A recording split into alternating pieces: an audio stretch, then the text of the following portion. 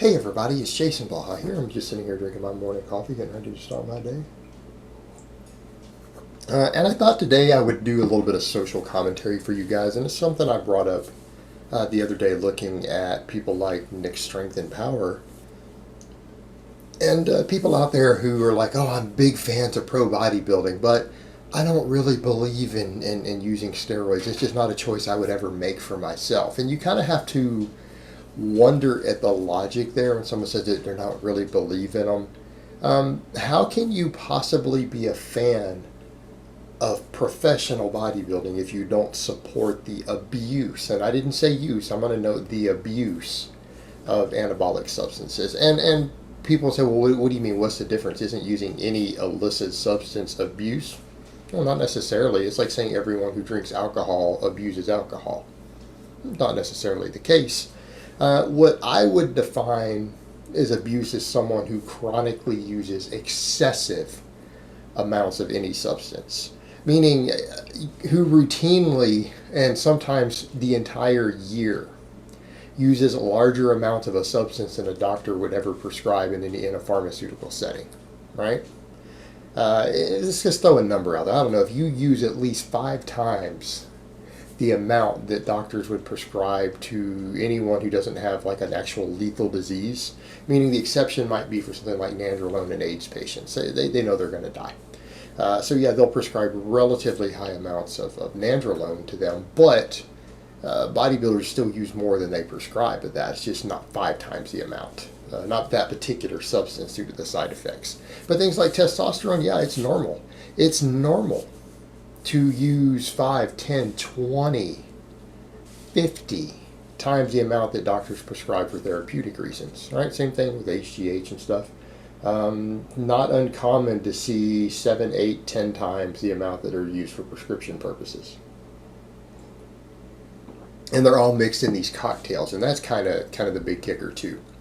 When you have people who are using 5 or more substances concurrently, right, 5 or more substances concurrently at doses larger than they would ever be prescribed, we're definitely at abuse at that point, and that would actually not really be considered even remotely extreme or even average inside pro bodybuilding. These guys have physiques that require astonishing levels of abuse. So how can someone be a fan of these guys and say they don't believe in abusing anabolics, or they don't believe in site enhancement? Every one of them have site enhancement. Every guy on the Olympia stage has site enhancement. It's the norm. It's not the exception to the rule. The guy who doesn't have any would be the exception to the rule. He's rare, unusual.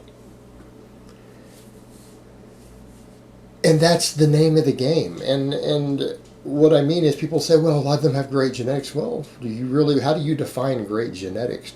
Do we define great genetics as someone who responds really well to anabolics? Someone with a light bone structure, wide shoulders, who responds to anabolics and gets less side effects.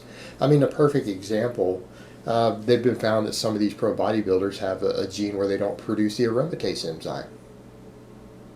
They don't produce the aromatase enzyme. People say, well, why does that matter? Because that means a person can use unlimited amounts of testosterone without getting bloated, without getting all that massive amount of subcutaneous water from it.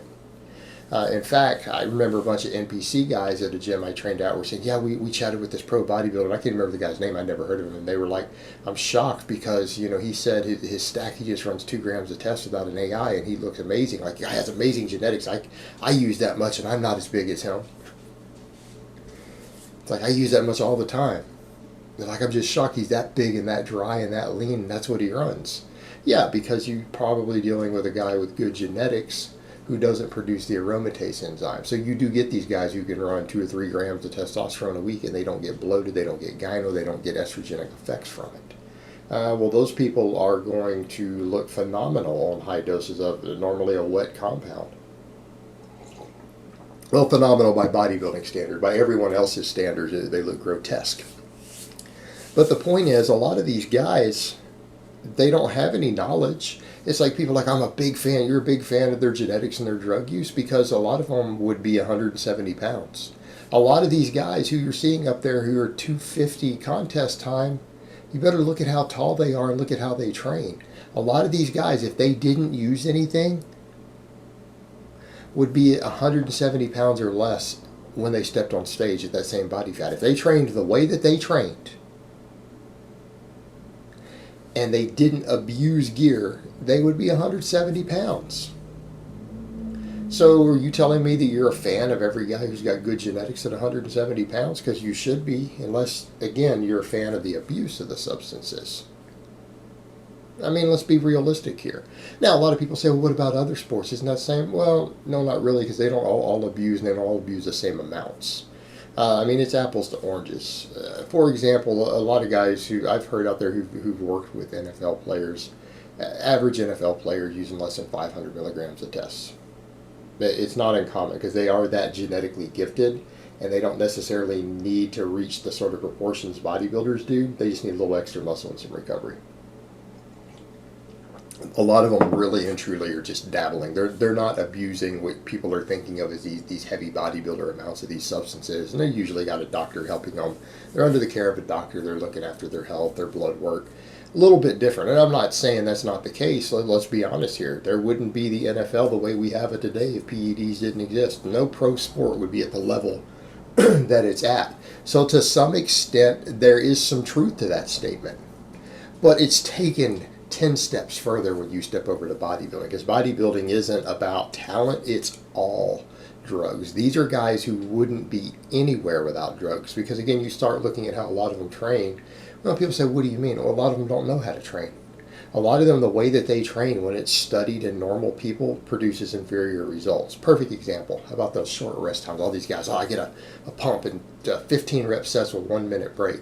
Really, we have every single study that's ever looked at it, to my knowledge, has found that short breaks, like a minute or less, produces less hypertrophy when it's studied over a couple months than longer breaks do, that allow you to use heavier weights on each set. Multiple studies have shown that. It's been pretty consistent. It produces less muscle growth. Or this whole idea of constant tension, right? It's constant tension. That's never been found to do anything. It's never been found to be useful at all. There's no mechanism proposed in exercise science how it would even help.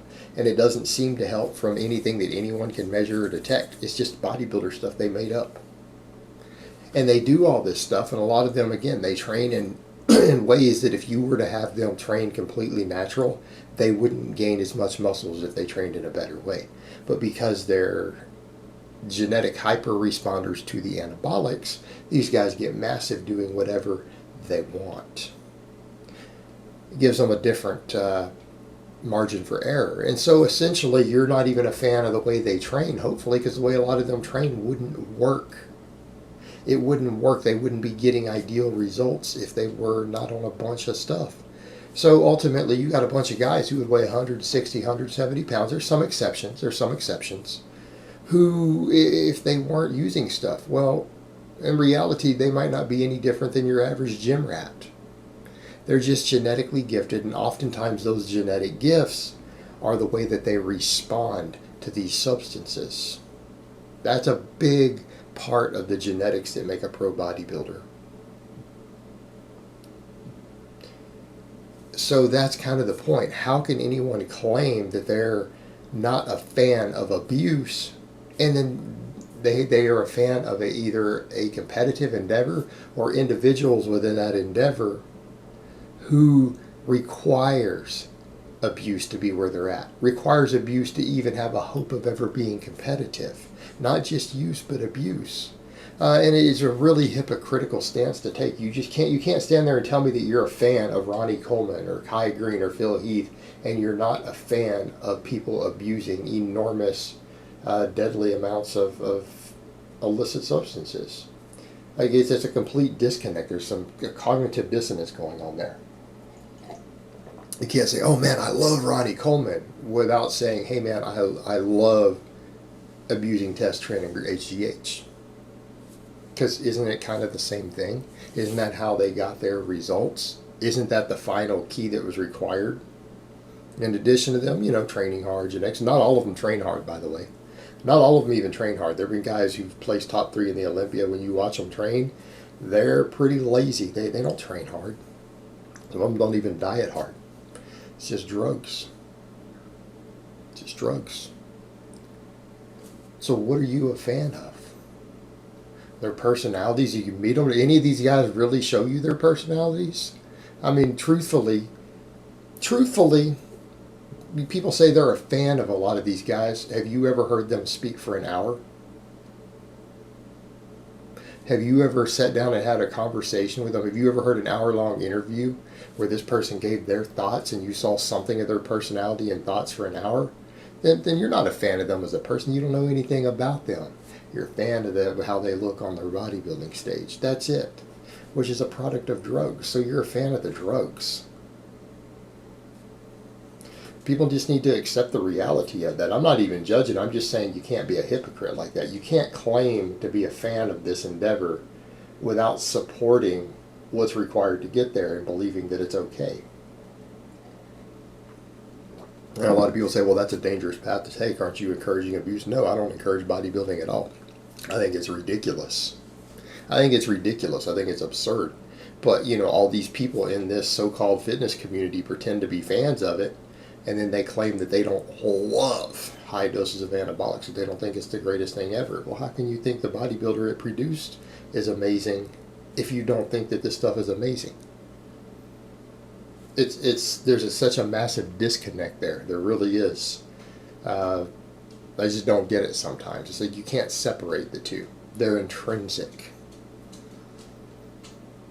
They're intrinsic. Now, a bunch of people say, well, what about powerlifting? Well, I don't support the idea of powerlifters abusing huge amounts either. I mean, I like powerlifting, but I've also seen guys go to nationals who I know for a fact are clean, friends of mine, who really don't use gear, who've gone to nationals clean, in untested federations. They have the option to use.